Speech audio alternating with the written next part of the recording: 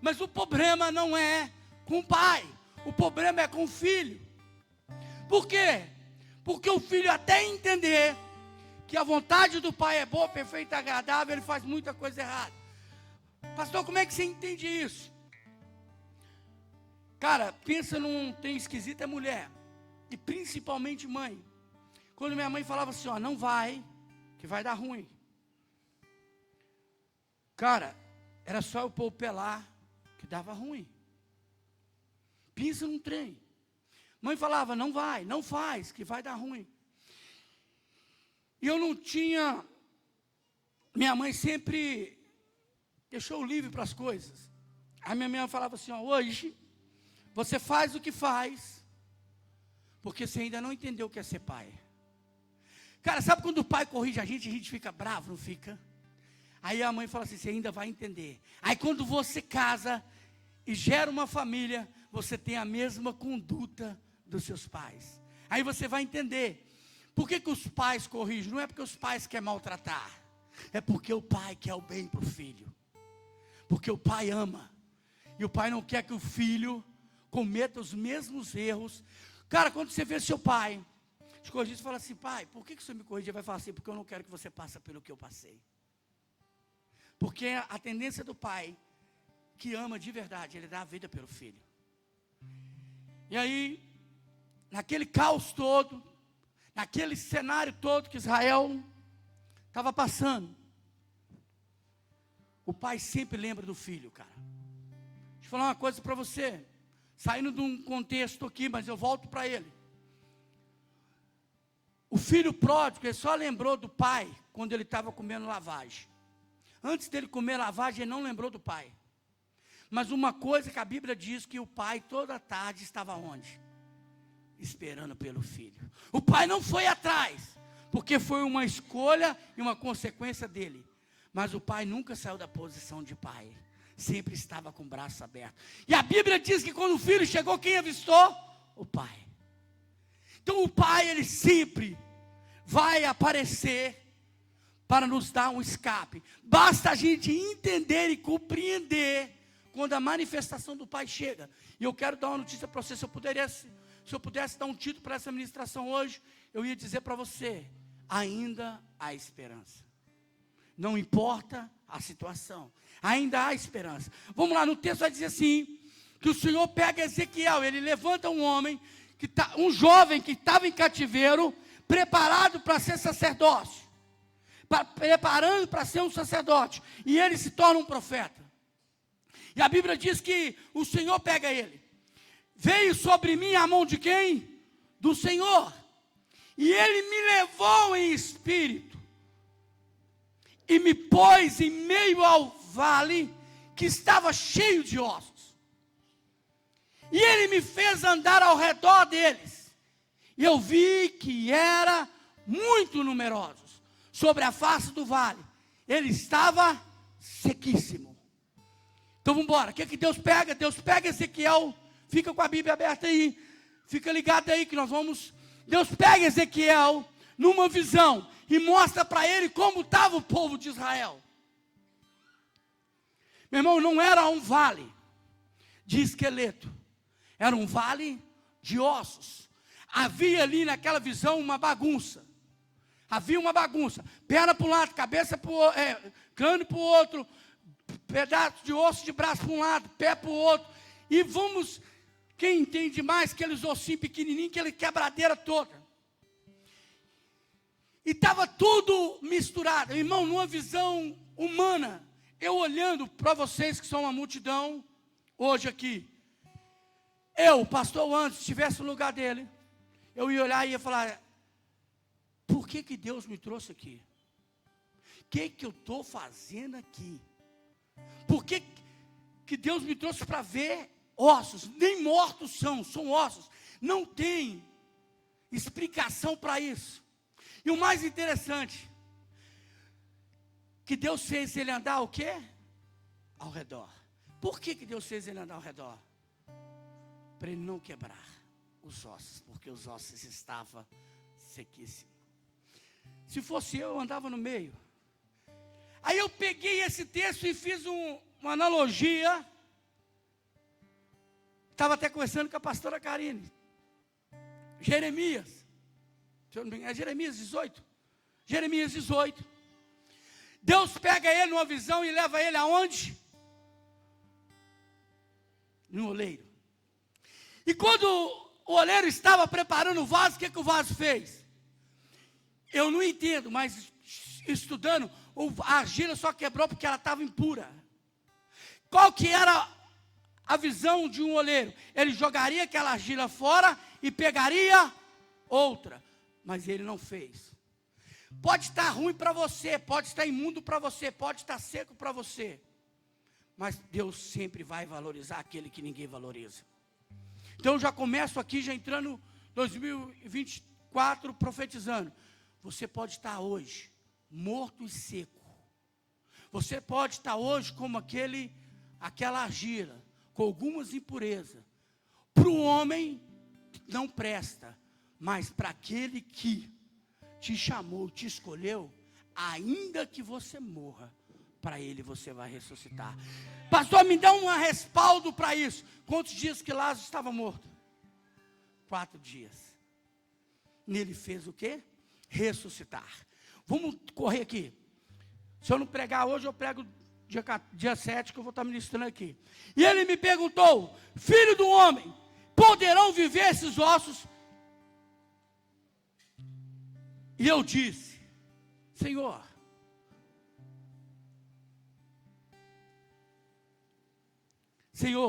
Deus, tu sabes. Primeiro ponto aqui. Quando Deus pergunta para Ezequiel: poderá viver esses ossos? O que me chamou a atenção nessa palavra é quando ele fala assim: Senhor, se for depender de mim, não tem solução. Se for depender do que eu vejo, não tem esperança. Falava para minha mãe assim: está preso ou está morto? No olho humano, soltava um foguete, não matou ele não? Vai matar, ele é o próximo, não. Aí, era desse jeito, ele é o próximo. Não, morreu um hoje, morreu, mas no próximo é ele. E foi morrendo gente e eu não morria. Nego tomando tiro do meu lado, nego tomando tiro atrás de mim, e eu não morria. Tinha explicação? Não. Talvez você diz assim: todo mundo não acredita mais em mim. Eu quero te dizer uma coisa. Não é que todo mundo não acredita. É o seu estado que não dá para acreditar, humanamente dizendo. Mas quando este homem, chamado meu pai, Deus entra no negócio, não tem visão humana que pode parar a movimentação celestial. Quando essa igreja nasceu, falou que ela ia durar 1 mês. Aí ela passou de 1 mês e falou que ia durar 3 meses. Depois eles deram 1 ano para ela. E agora não tem mais o que falar. É vir ver o que Deus está fazendo aqui. É só isso, cara. Mas por quê? Porque não foi sobre um homem, foi sobre uma palavra. E o mais interessante aqui, que Ezequiel fala assim: Senhor, eu não vejo solução, mas o Senhor sabe. Eu não vejo como o Senhor vê, porque o Senhor vê além do que o homem pode ver. Então, Deus fala. Então ele me disse: Ezequiel, profetize sobre esses ossos. E disse-lhes: osso seco, ouve a palavra de Deus. Irmãos, pastor, mas é fácil pregar, é fácil dizer o que o senhor está dizendo. Por que eu ainda não consigo ver? Porque você está profetizando de você. Porque você, quando vai profetizar, você não traz aquele que tem que estar. Você se coloca no lugar daquele que é para estar. Ezequiel não falou: em meu nome. Vocês lembram que a profecia? Eis que eu vos digo. Não tem eis que eu vos digo. Olha, diz para eles que eu estou dizendo, que você ouviu a minha palavra. E assim diz o Senhor Deus a esses ossos: farei entrar em vós espírito vivente, porém nervos sobre vós, farei crescer carne sobre vós, e sobre vós estendereis pele, porém vós espírito, e vivereis. Então sabereis que eu sou o Senhor. Então presta bem atenção. Esse ano, você já vai entrar ele daqui a pouco, já profetizando, como Josué disse: assim diz o Senhor, eu e a minha casa serviremos ao Senhor. Assim diz o Senhor, aonde abundou o pecado, vai superabundar a graça. Assim diz o Senhor, Ele é poderoso para curar, Ele é poderoso para curar, Ele é poderoso para libertar, Ele é poderoso para salvar, porque não é sobre o que eu digo, é sobre o que Ele diz. Pastor, o que você quer dizer com isso? Essa igreja não mais vai movimentar mais do que o pastor antes diz, ou que um líder de célula diz, não. Essa igreja vai movimentar desses decorrer dos anos até que ele venha sobre o que ele está dizendo. Se amanhã ele dizer, não, a cor da igreja vai ser rosa, vai ser rosa. Se ele dizer amanhã a cor da igreja vai ser azul de novo, ela vai ser azul. A forma que ele quiser vai acontecer. Porque não é sobre o que eu quero, é sobre o que ele determina. E quando ele determina, não vem falar que vocês não ficou abalados com a mudança, não, porque eu também fiquei. Não vem falar que vocês ficaram alegres, porque não, dá uma tristeza. Porém, portanto, profetize como se deu ordem. Enquanto eu profetizava, houve um ruído, um barulho, os ossos começaram o quê? A se juntar, osso com osso. Presta atenção, no momento que você vai profetizar, vai haver bagunça. Sabe qual que é o problema? Que nós profetizamos e achamos que o acontecimento vem na hora. Não. Tem processo. O problema é que nós profetizamos e achamos que é abracadabra. É mágica. Não. É encantamento. Não. Toda vez que Deus levanta um profeta para profetizar, tem um processo. E o processo traz desconforto. E toda vez que Deus vai abençoar ou vai multiplicar algo sobre o povo dele, tem uma confusão. Ei, vem cá, vamos lá. Em sã consciência agora. Se eu pegar um pão e falar assim, dá graça ao pão e dá graça ao peixe, e entregar para os obreiros multiplicar, e falar para eles assim, coloca de 10 em 10. Como é que vai virar isso aqui? Vai virar uma bagunça, sim ou não? Mas deixa eu te fazer uma pergunta. E se eu entregar o pão para eles do jeito que está aqui, quantos vão ficar sem comer? Você sabe por que Deus colocou 50 e 50? Para ninguém ficar fora. Porque Deus não trabalha em meia bagunça. Sabe qual que foi o problema da igreja? Quando aquele hino Deus trouxe para mudar a igreja levou para o outro lado. Entra na minha casa. Muita gente cantando e não sabendo o que estava cantando. Mexe com a minha estrutura. Você está preparado para mexer? Então há um barulho, tudo que tem mudança, tudo que tem o agir de Deus, primeiro há uma movimentação. E eu fico imaginando Ezequiel, rapaz, o que está acontecendo? Eu fico imaginando Ezequiel vendo o braço passando, e encontrando com o outro. E ele sem entender, em sã consciência, irmão, vem comigo, entra na mensagem. Imagina você lá no vale, vendo aquele tanto de ossos se juntando. Você entendia alguma coisa? Vou soltar outra chave profética. Por isso que você não está entendendo nada. Não é para você entender, é para você viver. Porque o dia que você explicar as coisas de Deus, não é Deus. Sabe por que você ainda não está vivendo milagre? Porque você está querendo explicar o milagre, cara. E quando você explica o milagre, você não vê Deus, porque você vê as suas mãos. Mas quando você não explica, você vê que é Deus.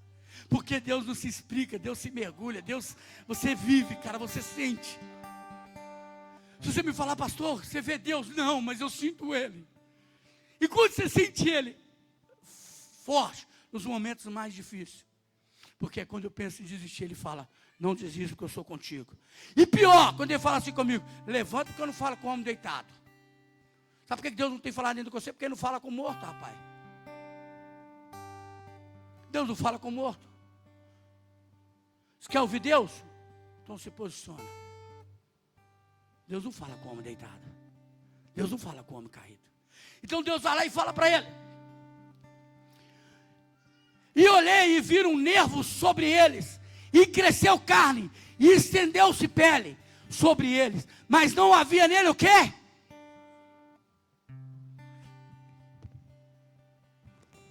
Se alguém chegar de fora agora vai falar, uau, que igreja. Porque o homem baseia pelo número. Eu não posso tem uma referência pela numeração de pessoas aqui dentro. A minha referência é se Ele está aqui dentro. Porque não é a quantidade que te define o que Deus, aonde Deus está ou não. O que define se Ele está. O que está acontecendo aqui é para a grandeza e honra do nome dEle. Se for para a honra dEle, Ele está presente. Mas se for para a honra de pastor, honra de pessoas, se for para o nome de pessoas aqui ser exaltado, Deus nunca esteve nessa casa. Por isso que toda honra e toda glória é para Ele. Então Ele me disse: profetiza, Espírito, profetiza o Filho do Homem, e diz aos Espíritos: assim diz o Senhor Deus, vem dos quatro cantos dos ventos o Espírito, e sobra sobre ele, sobre esses mortos, para que viva. Profetizei, como Ele me dera ordem. Então o Espírito entrou neles, e viveram, e se puseram de pé, um grande exército. Mas um detalhe que me chama a atenção nesse texto, essa pregação, eu vou tentar pregar domingo, porque hoje não dá para pregar do jeito que tem que ser pregado, é só uma introdução. Meu irmão, até aqui o Senhor não chamou de seu exército. Tinha vida, tinha espírito, mas não era exército dele. Sabe o que está acontecendo com a igreja hoje? Ela parece que tem vida, parece que é um exército, mas está mais parecendo um sepulcro caiado. Sabe qual que é o problema da igreja de hoje? Nós julgamos o pecado que vimos, mas o pecado que é oculto, só Ele julga, só Ele revela. O que acontece hoje com a igreja? A igreja está com aparência bonita. Você quer ver que é Deus purinho no negócio?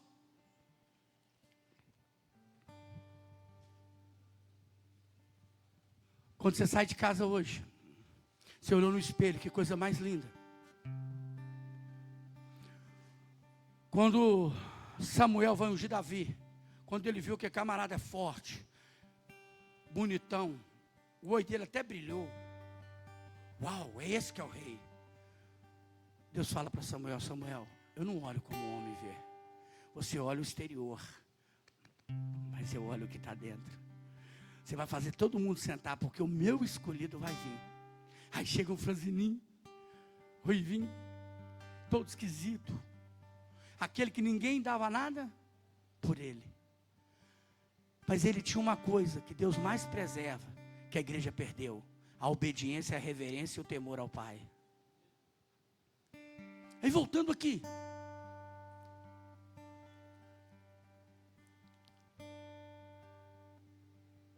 eu parei aonde? Profetizei com ele, ordeno então, o Espírito entrou neles e viveram, e puseram-se de pé o exército de grande extremo. Então ele disse: filho do homem, esses ossos são toda a casa de Israel. E ele disse: os nossos ossos se secaram, e pereceu a nossa esperança. Nós estamos cortados. Porém profetize e disse-lhes: assim diz Deus, eu abrirei as vossas sepulturas, e vos farei sair dela, ó povo meu, e vos trarei a terra de Israel.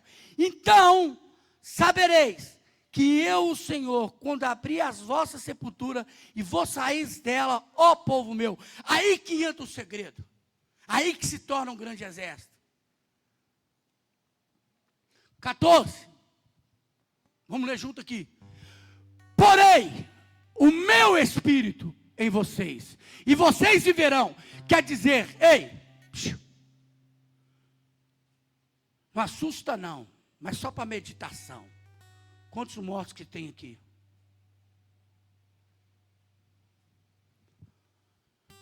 Porque só vai ter vida, e vida eterna, aquele que estiver selado com o Espírito de Deus. Pastor, você está ficando doido? Não. Porém o meu Espírito em vocês, e vocês o quê? E eu os estabelecerei em sua própria terra.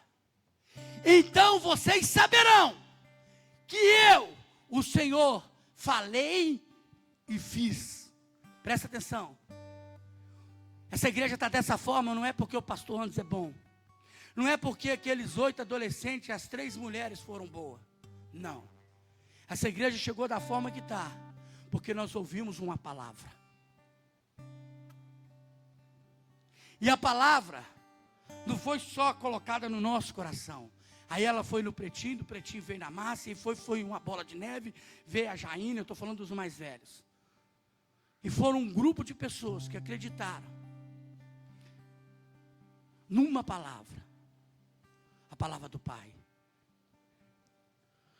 E aí, sobre essa palavra do Senhor, está estabelecido esse grande exército. Pastor, mas eu me sinto uma pessoa morta. Eu me sinto que eu estou seca, eu estou seco. O meu ministério não existe mais. Para você. Ou talvez para alguém que está te vendo. Mas para honra e glória do Senhor Jesus Cristo. Mas aquele que me revelou essa palavra está te dizendo que para ele nada acabou. Hoje é só um recomeço de uma grande história. Hoje é só um recomeço de uma nova vida. Pastor, eu preciso ir aí aceitar Jesus? Não. Aceita Jesus no seu lugar. Você não precisa de vir aqui na frente, basta você ir agora. Falar para o Senhor, Senhor, me traz vida novamente. Que o Espírito dele vai te tomar de uma forma tão grande. Sabe por quê? Porque você não foi feito para comer migalha de mesa. Pastor, mas eu ainda estou aleijado, eu estou manca, eu não estou bem. Por isso que ele te leva para a mesa, porque na mesa ninguém vê os defeitos um do outro. Porque na mesa nós se nivelamos de uma só forma, de uma só visão. Na mesa não existe grande. Na mesa todos são do mesmo tamanho. Pastor, qual que é a palavra? Qual que é essa introdução que o senhor vai pregá-la muito esse ano? Não importa a forma que você está. O que importa é se o seu coração escutar a palavra. Não importa o que dizem que a sua família é. O que importa é que o Senhor pensa da sua família. Não importa o que o homem libera. Porque o homem não sabe nem o que fala. Importa o que ele está liberando do céu sobre a tua casa, sobre a tua família. Sobre o teu ministério. Talvez o teu ministério acabou, o pecado que você cometeu acabou. Mas Deus está dizendo, ei filho, não sabe de nada. Porque se o homem visse, como eu vi, Davi não era nem para voltar a reinar. Que é um cara que reinou mais, que é um cara que pecou mais que Davi. Mas o Senhor o chamou de um homem segundo o teu coração. Então, meu irmão, a palavra profética para 2024. Não importa o que os outros estão dizendo. O que importa é o que eu estou ouvindo do céu. Não importa se estão dizendo que 2024 vai ser um ano terrível. O que importa é que o meu governo nunca mudou. O que importa é que meu pai, ele é dono de tudo. O que importa é que a Bíblia diz, e meu pai diz que eu não tenho que temer quem tira a vida. Eu tenho que temer aquele que deu a vida. Eu não tenho que temer homem. Eu tenho que ter temor do meu pai. Porque é ele que direciona. É ele que caminha. Para caminhos que para mim e para você parece perfeito. Mas a Bíblia diz que o fim dele é morte. Então eu não tenho que andar no caminho que eu acho. Eu tenho que andar no caminho que o Senhor traça para mim. Porque o caminho que o Senhor traz, ele é de vida, porque eu sou o caminho, a verdade e a vida. E ninguém vai ao Pai, senão por mim. Ele é o caminho. Então, meu irmão, não adianta os outros dizer para você, eu te querer te direcionar. Para de ouvir vozes e ouve a voz. Porque Ele é a voz. Ele é o recurso. Ele é a nossa fortaleza. E Ele é o socorro bem presente. Amém ou não amém? Vamos ficar de pé no nome de Jesus. Vamos ser ligeiros, que hoje eu quero fazer algo profético mesmo. Nós temos uma mania de falar que nós estamos ceando na virada e não está ceando na virada nada. Amém?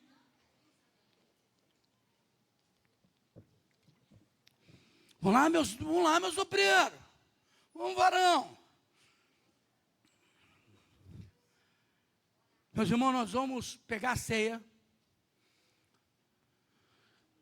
Pastor, o que me proíbe de eu ceiar? Você.